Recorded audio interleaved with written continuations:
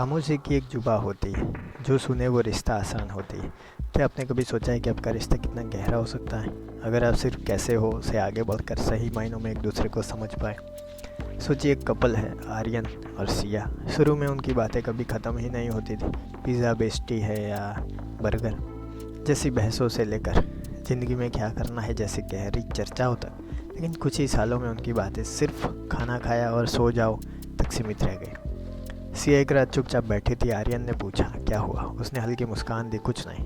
और यही सबसे बड़ी गलती हो गई, क्योंकि कुछ नहीं का मतलब तब बहुत कुछ हुआ है, पर मन और जुबान बोलने को राजी नहीं। और इससे बहुत ही बड़े डाउट क्लियर पैदा होते हैं, दिक्कत होती है, उससे आगे बढ़ना आवश्यक है।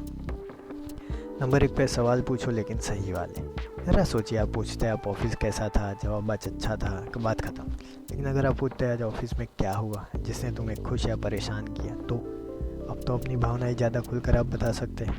सोचो, किसी ने पूछा तुम्हें मेरे बारे में सबसे अच्छी चीज़ क्या लगती है, तो जवाब मिला तुम्हारी वाईफाई स्पीड। बातचीत सिर्फ सवालों से नहीं, ज़्यादा सोचने पर मजबूर करे ऐसे सवाल भी होने चाहिए। दूसरा पॉइंट है, सुनो लेकिन सच में सुनो।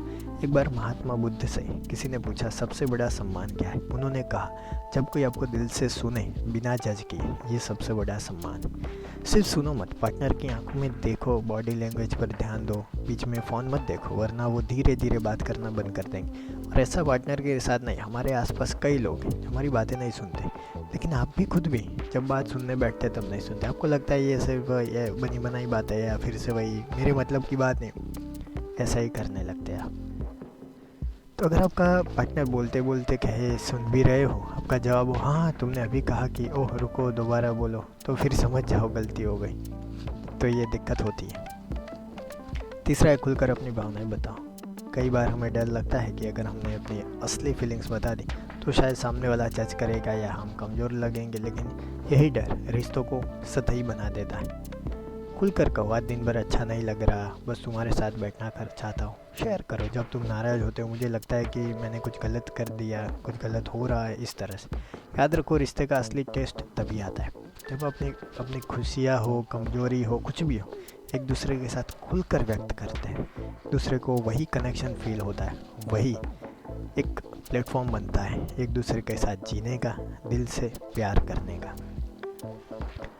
तो ये डीपर कन्वर्जेशन इसी तरह से होता है, जो सीधा जो अंदर से आ रहा है एक दूसरे के साथ शेयर किया। कमेंट बॉक्स में बताइए कि आप कैसे कन्वर्जेशन डीपर बनाते हैं। ऐसे और भी वीडियो देखने के लिए स्क्रीन पर क्लिक कर सकते हैं। इस वीडियो को देखने के लिए धन्यवाद।